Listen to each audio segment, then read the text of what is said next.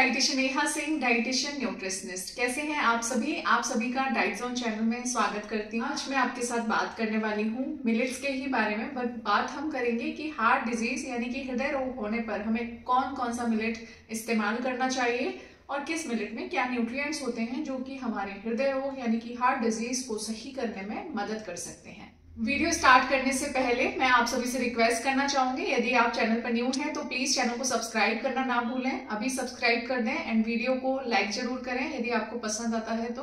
हृदय रोग के लिए नियासिन यानी कि विटामिन B3 बहुत इंपोर्टेंट विटामिन माना जाता है, क्योंकि वो हमारे हार्ट को स्वस्थ रखने में मदद करता है और साथ ही कोलेस्ट्रॉल लेवल्स को डाउन करने में भी नियासिन बहुत ज्यादा मदद करता है। और मिलेट्स की यदि हम बात करें तो ऑलमोस्ट सभी मिलेट्स में नियासिन विटामिन B3 बहुत अच्छी मात्रा में पाया जाता है। सबसे पहले बात करेंगे बार्नयार्ड मिलेट यानी कि सामक मिलेट, हिंदी में सामक बोलते हैं।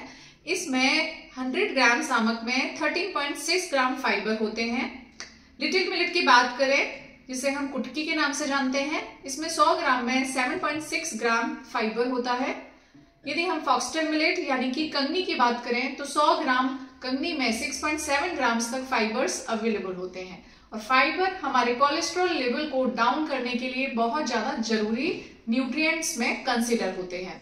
स्पेशली सॉल्युबल फाइबर हमें बहुत ज्यादा जरूरी होता है जब हमारे ब्लड कोलेस्ट्रॉल हाई रहते हैं, ब्लड प्रेशर बढ़ा हुआ रहता है या फिर किसी भी प्रकार की हृदय रोग हमें हो जाते हैं। समक मिलेट, कंगनी, कुटकी मिलेट, इन तीनों में ही फाइबर बहुत अच्छी मात्रा में पाया जाता है। तो हृदय रोग यदि है, कोलेस्ट्रॉल बढ़ा हुआ है, तो हम इन 3 मिलेट्स को जरूर हमें ऐड करना चाहिए डाइट में। और साथ ही ये मिलेट्स हमारी बॉडी में ब्लड कोलेस्ट्रॉल को एब्जॉर्ब नहीं होने देते हैं और बॉडी में से बैड कोलेस्ट्रॉल को बाहर निकाल देते हैं। अब बात करेंगे फिंगर मिलेट यानी कि रागी। इसमें 450 mg पोटेशियम 100 ग्राम रागी में होता है, 84 mg मैग्नीशियम 100 ग्राम रागी में अवेलेबल होता है। फॉक्सटेल मिलेट कंगनी की बात करें तो इसमें 250 mg पोटेशियम और 81 mg मैग्नीशियम अवेलेबल होता है। पर्ल मिलेट यानी कि बाजरा की बात करें तो इसमें 193 mg पोटेशियम और 131 mg मैग्नीशियम 100 ग्राम बाजरे में अवेलेबल होता है। और पोटेशियम और मैग्नीशियम का वर्क होता है हमारे ब्लड कोलेस्ट्रॉल लेवल को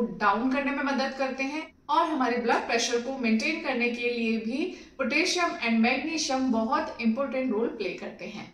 और साथ ही सोडियम का जो बॉडी पर नेगेटिव इम्पैक्ट होता है उससे बचाव करने में मदद करते हैं। यदि हम इन मिलेट्स का डाइट में इस्तेमाल करते हैं तो ये हमारे ब्लड प्रेशर को मेंटेन करते हैं, कोलेस्ट्रॉल लेवल को डाउन करते हैं, स्पेशली LDL को डाउन करते हैं, ये बैड कोलेस्ट्रॉल होता है, और HDL को बढ़ाते हैं, ये गुड कोलेस्ट्रॉल में कंसीडर होता है। अब बात करेंगे एंटीऑक्सीडेंट्स की एंड फेनोलिक कंपाउंड की। सभी प्रकार के मिलेट्स में अच्छी मात्रा में एंटीऑक्सीडेंट्स अवेलेबल होते हैं और साथ ही फेनोलिक कंपाउंड्स इसमें होते हैं। एंटीऑक्सीडेंट एंड फेनोलिक कंपाउंड्स दोनों ही हमारे हार्ट को हेल्दी रखने में मदद करते हैं। एंटीऑक्सीडेंट इसलिए जरूरी होते हैं क्योंकि इसमें डिफरेंट टाइप के फेनोलिक कंपाउंड्स होते हैं जो कि ब्लड कोलेस्ट्रॉल जो बढ़ा हुआ है उसको कम करने में मदद करते हैं। अब बात करेंगे कुछ लो ग्लाइसेमिक इंडेक्स मिलेट के बारे में। लो ग्लाइसेमिक इंडेक्स में कंसीडर होते हैं फॉक्सटेल मिलेट, इसका ग्लाइसेमिक इंडेक्स 50 से 55 के बीच होता है और बार्नयार्ड मिलेट का ग्लाइसेमिक इंडेक्स ओनली 42 होता है। और ऑलमोस्ट सभी प्रकार के मिलेट्स लो ग्लाइसेमिक इंडेक्स मिलेट्स में कंसीडर होते हैं।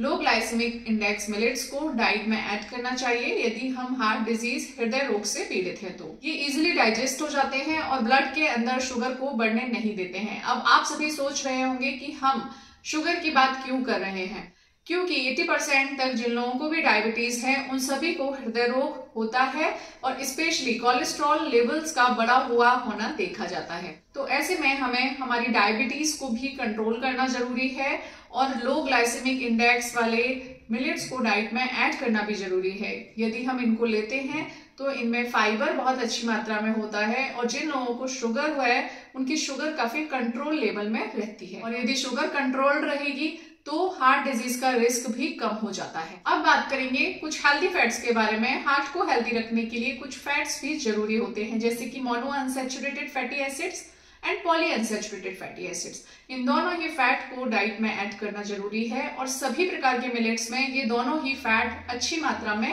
पाए जाते हैं। जो कि जिन लोगों को भी कोलेस्ट्रॉल बढ़ा हुआ है उनके एलडीएल कोलेस्ट्रॉल, बैड कोलेस्ट्रॉल को कम करते हैं और एचडीएल कोलेस्ट्रॉल जो कि अच्छा कोलेस्ट्रॉल माना जाता है उसको बढ़ाने में मदद करते हैं। तो ये कुछ न्यूट्रिएंट्स थे जो कि हमारे हार्ट यानी कि हृदय के लिए बहुत ज्यादा जरूरी न्यूट्रिएंट्स में कंसिडर होते हैं। इन सभी न्यूट्रिएंट्स को हमारी डाइट में ऐड करना चाहिए। जिन भी लोगों को हार्ट संबंधी परेशानियां हैं, बच्चों से लेकर बुजुर्ग लोग इन सभी मिलेट्स को डाइट में ऐड कर सकते हैं यदि उनको हार्ट डिजीज है। और नॉर्मल लाइफ स्टाइल को फॉलो करने वाले लोग जिन्हें कोई बीमारी नहीं है वो लोग भी सभी प्रकार के मिलेट्स को डाइट में ऐड करके अपने आप को स्वस्थ बना सकते हैं। सो दोस्तों, वीडियो अगर पसंद आया है तो प्लीज लाइक जरूर करें, चैनल को सब्सक्राइब करना ना भूलें, फैमिली फ्रेंड्स के साथ इस वीडियो को जरूर शेयर करें क्योंकि हर किसी के घर में 1 से 2 लोग हृदय रोग से पीड़ित होते हैं। नमस्कार, धन्यवाद।